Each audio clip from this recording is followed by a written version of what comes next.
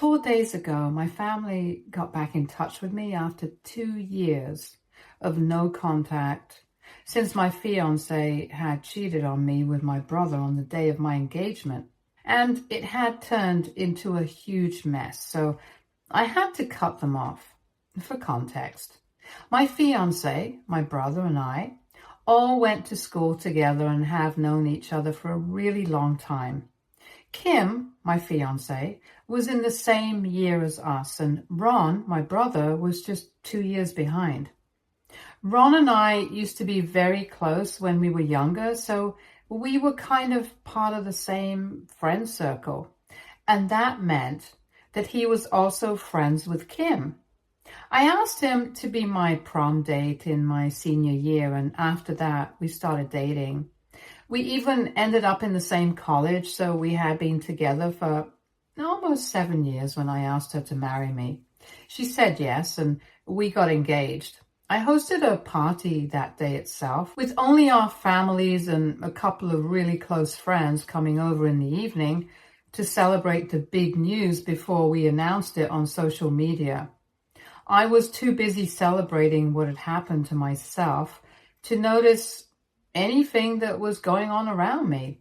So I didn't see Ron looking really upset and trying hard to put on a happy face. Neither did I notice him leave to have a smoke in the backyard. And nor did I realize that when Kim had excused herself to use the loo, she had been gone for almost 15 minutes. But all of a sudden, when I realized that Kim had been gone for more than 10 minutes, I decided to check up on her and I headed to the loo. To my surprise, she was not there, and my gut told me that I should check the backyard. And I was saved from a terrible marriage because when I peeped into the backyard, I saw my brother making out with my fiance. I had already been getting a terrible gut feeling when both of them left the room, one after the other. And seeing that kind of thing sent me into shock. I froze for a couple of seconds before I finally reacted and yelled at them, which finally made them break apart. They tried to act innocent, which was obviously pointless. I had seen what they were up to and I knew the truth. I started to walk back inside the house and I was feeling so many things at once. I don't even remember exactly what they were trying to say to me. I just remembered that they were trying to talk to me, but I had completely zoned out and I wasn't even listening to them. I walked into the living room with them behind me, and without even waiting for them to say anything, I announced what I had seen, and I told our families that the engagement was unfortunately off because Kim was a nasty cheater and Ron had no sense of loyalty. Kim started crying and Ron was trying to comfort her, and the sight of that upset me so much that I told both of them to get out of my house. At the time, Kim and I had been living together, but it was my name on the lease agreement. We used to split the rent, so she tried to argue with me and said that she was not going to go anywhere because she hadn't done anything wrong. Now, naturally, that came as a shock to me because I think that making out with your fiance's brother is pretty much the definition of wrong. But she went on to explain that she had only said yes to going out with me when we were in high school because she needed a date for prom. And even when she was in college, she had believed that she loved me. But she didn't really. And in the past couple of years after we had graduated, she had realized that she had feelings for Ron and not me. Apparently, living with me had made her realize that our relationship would never work because we were just too different. She thought that I was a workaholic who did not know how to have fun and I was way too controlling and possessive. I honestly had no idea what she was talking about because I work a normal amount and I really don't prioritize work over my personal life. As for having fun, I don't even know what that means because in my opinion, I'm plenty of fun. I don't even want to get into what she was saying about me being controlling and possessive because I don't think I was that way with her at any point. But I think she just wanted a reason to break up with me. So she had come up with a bunch of those in her own head and had started validating them herself. Anyway, she went on to tell me that she had been talking to Ron about her problems with me for a couple of years, and she had slowly started falling for him. In fact, they hadn't even been together, but getting engaged just made her realize that she couldn't do this. And when she saw that, even Ron seemed pretty upset and actually had to leave the room. She took that as a sign and went after him. In the backyard, they had spoken about their feelings for each other. And only after the confession had they kissed for the first time. They said that the only reason both of them had been holding back for so long was because she and I had been together for so long that neither of them wanted to hurt me. That was the only reason Kim had agreed to marry me, because she didn't think that he would make a move on her since he loved his brother. And Ron had been thinking about similar lines, that maybe he never had a chance with Kim because she loved me a lot, even though she did complain about me to him constantly. But after they had spoken to each other in the backyard, they realized that her engagement with me was never going to work because she was in love with him, and so was he. And now Kim wanted to break her engagement off with me and tried to have a real relationship with my brother. Both our families and a few friends that we had invited were shocked, and I felt humiliated that this was happening, but there was no choice. Her parents, thankfully, seemed to be reasonable people and apologized to me for what their daughter had done and told her that she was free to do whatever she wanted, but for now, they really didn't want to speak to her. My parents, on the other hand, turned out to be the worst parents on earth because they actually started supporting the two of them. They tried to explain to me that it was completely natural for Kim to fall out of love with me and that I shouldn't take it too hard, since these things happen and all I could do was try and move on. In fact, they even expected me to be supportive of the relationship between Kim and Ron now. When I tried to make them realize how ridiculous they sounded, they just got exasperated and told me that I always had been a difficult person to deal with, so it was not very surprising that Kim had decided to go with Ron, who was much more easygoing than me. They told me that I was too tightly wound, and they had known that the relationship with Kim was not going to last, since she was the exact opposite of me and had always been more like my brother. And both of them seemed to agree with it.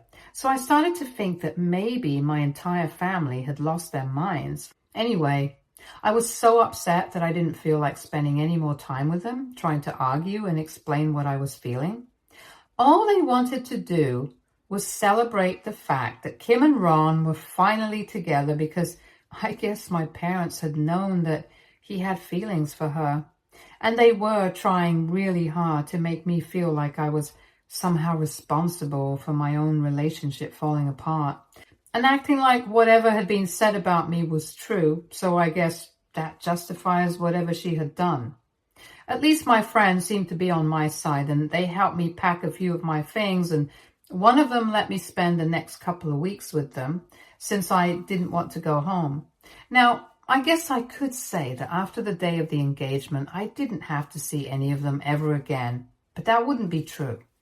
I had to go back several times to gather my things, since I had been living in that house for a really long time, pretty much ever since I graduated. And one evening was not enough to get all my things. She returned the money that I had paid for rent that month, and every time I would go to collect my things over the next few weeks, Ron was always there with her, and it just upset me to no end. Anyway, after I had collected my things and she had returned the money and the ring, I decided to cut ties with them. I had been in touch with my parents on and off for a few weeks, and I couldn't believe that they were actually supportive of what Ron had done. They told me that if Kim was not happy with me, it was completely up to her what she wanted to do and who she wanted to be with. And if it was Ron that she wanted to be with, it was not exactly wrong of him to take her up on that offer. If they loved each other, it didn't matter if she had cheated on me or if he had betrayed me. They belonged together. And they were going to be supportive of the relationship no matter how I felt. And no matter how much I denied it, they continued to bring up whatever Kim had said about me being controlling, possessive, never having enough time for her, and not knowing how to have fun. It had come to a stage where I had actually started questioning any of those things. So I spoke to a couple of my friends, and these were people who had always been honest with me since we had been friends from school. They have known me and Kim for a really long time, so I could count on them to be honest with me. And they told me that whatever she had said was a bunch of baloney, and she was only coming up with that stuff to justify her affair. I worked a reasonable amount, and they confirmed it. And I cared about my work just as any other person does. Not more and certainly not less. And I was quite a fun person to be around. Maybe I wasn't always the life of the party like my brother was, but that didn't matter because I knew how to let loose, and that was all. Besides, things like that shouldn't even matter in a relationship. It wasn't like her life had become boring or difficult because of me. As for controlling and possessive, my friends vehemently denied that. And that just made me believe it even more firmly that my family and Kim were just trying to gaslight me into believing that I was all of these things. And that's why I deserved to be left the way that I had been. But eventually I stopped saying anything to them, and I managed to cut my family out of my life as well. I heard from a few friends that Ron and Kim had married each other in a private, intimate ceremony about a year after we had separated, and I honestly didn't even feel anything. 1 more year has passed since then, and for almost 2 years, I have had no contact with my family. I've achieved a lot in life, traveling a lot, and so I don't even feel like I've missed out on anything. However, last week, my mother called me up, and at first I declined and even blocked the number that she had been calling me from. But that did not stop her. She started using another number, and when I realized that it was her, I still did not pick up. She kept trying to go, and after almost 4 hours, I decided to answer the call because she hadn't stopped calling every other minute. I was quite irritable, but when I called her back, I heard her crying on the other end, and I was very confused because I had no idea what she was sobbing about. So instead of yelling at her like I had planned, I decided to ask her what was going on, and she told me that apparently my brother and Kim had been in an accident and both of them had slipped into a coma. The accident had been terrible. A truck had plowed into them, and the two of them were in a terrible condition. I'm not even kidding. I felt really sorry for them, and I told my mother to hang in there because whatever they had done to me, this was something really horrible, and I definitely hadn't been expecting something like this. My mother couldn't stop crying on the phone, so she had to give it to my dad, who was a little calmer, and told me that they were calling to ask me to visit them so they would have some sort of support during this time. I didn't even understand what they meant by some sort of support because both Ron and Kim had health insurance. So it's not like they needed my money. As for emotional support, they had each other, and I'm not sure what I could be there for. And to be honest, they haven't been in touch with me for the past 2 years, so I didn't understand why they wanted me to be there for them all of a sudden. But a couple of minutes later, my dad clarified what he meant, and I'm still reeling from the shock of it. Apparently, they wanted me to support them by babysitting Kim and Ron's 2-month-old son. The whole pregnancy journey and both had been well-kept secrets, made easier by the fact that Kim and Ron had been in Oklahoma during the pregnancy. He had been working on a project there when they found out and decided to stay for the entire duration of the pregnancy, and both to stay there as well. They had friends and a couple of family members as well, so it was all good, and their family had even flown down to be there for the birth of the baby. Everything had been kept private on purpose because that's what Kim and Ron wanted, and they had only come back a couple of weeks ago so they could let everyone know. But now they were in hospital after this terrible accident. I honestly felt numb after learning this and didn't know how to react, but my dad told me that for now, they had hired a sitter to look after the baby, but they needed to think about something long-term as well. Apparently, they had spoken to the medical team and Kim and Ron had been given 50-50 chances of survival. So my dad had called me to say that just in case something were to happen to them, they wanted me to help raise the baby. He thought that this was the most valid way to deal with the situation, so he wanted me to come and see the baby and at least try to create a bond with him. I thought that was a ridiculous expectation to have from me. And I instantly told him that I was not going to do anything of the sort. Literally, everything about his suggestion was incredibly problematic, and I did not want to be a part of it. But instead of accepting that, he started yelling at me and said that I was being stupid and selfish, and that right now things are not about me, about Kim and Ron, because they are literally in a coma and I need to think about them before declining. He said that the family needs me right now, and most importantly, my nephew needs me, so I need to be there for everyone instead of holding on to old grudges. But it's not like I decline because of any grudges. I decline because it's just weird. I don't want to have to build a relationship with my nephew under circumstances like this. I didn't even know I had a nephew until a couple of days ago, and all of a sudden, I'm expected to step up and start taking care of him like he was my own, and think about taking care of him in the future as well, just in case anything happens to his parents. His parents are another story altogether, and I don't even want to get that right now.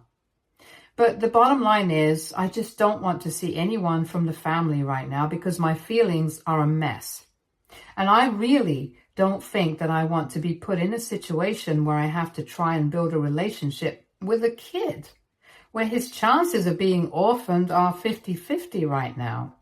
I don't know how to explain it, but I'm just not willing to see anyone right now. And my parents have been saying that this isn't fair and insisting that I need to come to the hospital to see my nephew and be there for everyone. It's been making me feel like a total jerk, and I really don't know what to do right now. AITA for not wanting to go and see my nephew while his parents are in hospital. Update 1. So thank you so much for all the comments and advice. I really don't have an answer as to why they wanted to keep the pregnancy a secret from everyone. I guess they just wanted some privacy at the time. Regardless of that, I was kind of shocked. It's only been a couple of years since we broke up, and now they're married with a kid. I guess it just took me a little while to process that news, and I've accepted it now, and I think the best thing for me to do right now would be to stay away. I know that this is not about me, that they have been in an accident, and they are in the hospital right now, and honestly, all my prayers and good wishes go out to them. I really, honestly hope that they recover fully well and are able to come back to life, because my parents need them. Their child needs them, and I'm sure that things will work out. But I need to think about my own mental health as well. And I really don't think that taking up the responsibility of my nephew is going to make it any better, especially considering the fact that his mother used to be the love of my life at some point.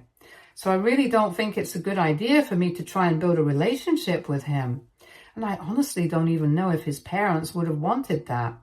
Most of the comments here validated my decision not to go meet them or see them right now, because it's not like I have to. They have people looking out for them. I don't. So I have to have my own back right now. I haven't been responding to any of the phone calls and messages from my parents right now because I don't even know what to tell them. I've tried explaining my side to them, but they just don't get it. I don't think they're even capable of understanding what I'm going through or what I went through 2 weeks back. So it's pretty pointless to talk to them, and I've decided that I'm going to keep ignoring them until I absolutely can't. I have a life and work of my own to attend to as well. So I'm hoping that it will keep me distracted enough from whatever's going on that side of the family. My parents decided to pay me a visit today. I've been ignoring them for the past 2 weeks, and I guess they just couldn't take it anymore. It's the weekend right now, so I couldn't even escape to work, and I had to speak to them. At least something productive came out of the discussion, so I'm happy that it happened, but not really happy about the way things went down. They showed up in the morning, and I had to let them in, and they didn't even bother with any small talk before jumping to the purpose of their visit. They said that they had noticed that I had been ignoring them, but now that they were here, I couldn't do that anymore. They demanded answers for my behavior and said that it was really selfish of me to leave them to deal with what was going on in the family without even bothering to check up on them. It was their belief that what had happened with me 2 years back with Kim and Ron was not right, but they loved each other, and I couldn't have prevented that from taking place anyway. They told me that I should have been grateful that I found out about their feelings for each other on the day of the engagement itself, and after we had already gotten married. So they did not see any reason to feel sorry about supporting my brother and Kim. They also said that even if I felt like they had betrayed me, I still shouldn't be behaving like this because it's bad enough that my brother and Kim have been in an accident. The last thing that the family needs is for me to be so selfish and heartless that I don't even forgive them after they have gone through something so terrible. I was kind of shocked that they were making it sound that like I should just forgive them because they had been in an accident, and that was their karma, which is why I don't need to bother anymore. I'm not sure that that's how things work, but I didn't say anything to them and let them speak without any interruptions. I was saving everything that I had to say until the end because I honestly don't think that interrupting them and turning the situation into a shouting match would have helped. So I should take it as a sign to at least try and make things right with them, because right now there's no telling what might happen. And the doctors have still asked us to hold out. And they believe that I can start by trying to build a relationship with my nephew, just in case I have to take over. That is what really irked me. At that point, I finally interrupted them and said that even if, in a hypothetical situation, I agreed to take over, as they say, it would still be really weird. If I decided to visit the baby and try and build a relationship with my nephew, and then all of a sudden Kim and Ron started getting better and decided that they did not want me around the baby anymore, then where would I be? I would already get attached to the baby, and then that would be ripped away from me. And on top of that, it was weird that my parents were acting like Kim and Ron were already gone. The doctors had given them a 50-50 chance of survival. So even if there was a 50% chance of them surviving and making it, I think the family should have some hope. Instead of spending their time with their kids at the hospital, they were here wasting their time arguing with me. And I didn't even see the sense of why they were doing this. So I told them that it would be better for them to go back to the hospital and actually do something productive with their time. But they seemed to be offended at the implication that they were wasting their time, and said that they had only approached me because they thought that I was the only person who would be able to take care of my nephew, just like my brother had done. And they told me that when Kim and Ron came around and found out that I had bothered to come to see them and build a relationship with my nephew, they would have been happy. They did say that, but they didn't sound too confident by saying it. And they shouldn't have, because we haven't spoken for the past 2 years and we ended on a terrible note. They have never seemed apologetic for their actions. And I highly doubt that they would be happy if I tried to build a relationship with their baby. Anyway, I told my parents that my final decision was that I was not going to go and see them, at least not right now. I still needed some time to think about what I was feeling, and I knew that nobody cared about my feelings, but I did. I had stayed out of their life and never bothered them, so now it was time for them to respect my feelings and do the same for me. I thought that they were going to argue again after that, but luckily they seemed to understand what I was getting at and just gave up. They still told me that they would be waiting for me to show up, but I told them not to hold out much hope. I did say that I hoped and prayed that Kim and Ron would be able to make a full recovery soon enough, because I really do. And I didn't want to come off as insensitive, so I felt like it was necessary for me to say that. I even handed over a box of chocolates that I had bought a couple of days ago. I had thought that I would gift it to a friend of mine who had helped me out with something, but at that moment I thought that it would be better for me to hand it over to them, for Kim and Ron. I told them that this was the best I could do for them, and that my parents should give them this box when they came around. But that's as far as I was willing to go. Anyway, they're gone now, and I feel a lot lighter, so I guess I needed this at some point. Update 3. So it has been almost 6 months since I last posted here, and I feel like I owe everyone an update. I know everybody wants to hear about what happened with Kim and Ron, and here's the deal. They survived. Thankfully, about a couple of weeks after my parents visited me, they started stirring and they were able to make a full recovery eventually. I had actually bothered to go and see them in the hospital before they started coming back to their senses, and I had even met my nephew. It was very difficult for me to see them in that condition, and it was even more difficult for me to see my nephew, but I did it. And I guess it just gave me some sense of closure that I didn't have for so long. So I'm grateful that I did what I did. And a few months ago, my brother and Kim even texted me to let me know that they were very thankful that I had come to see them and met my nephew as well. After almost 2 years, they finally apologized to me and said that they wished things could have turned out differently between us. But it's fine with me now because I've moved on. I wouldn't say that I have forgiven them. That would not be true, and I don't think I even have it in me to forgive them. But I have come to accept whatever has happened, and I guess that's the best that I can do. And it's the best that they should be expecting from me. So I guess we're all fine with that. Anyway, I told them that it was fine, and since then we haven't exactly spoken, and I'm fine with it. And that's how I want things to be. I'm happy enough without my family in my life. I also started seeing somebody recently, and this time it's pretty serious. I have had a couple of flings and casual relationships in the past after my breakup with Kim, but I guess this is the first time that I've actually had such strong feelings, and I think it will work out well this time. So I'm keeping my fingers crossed, and I'm hopeful for the future. Thank you so much for bothering to keep up with my life. That means a lot to me. Stay tuned for more stories from our girl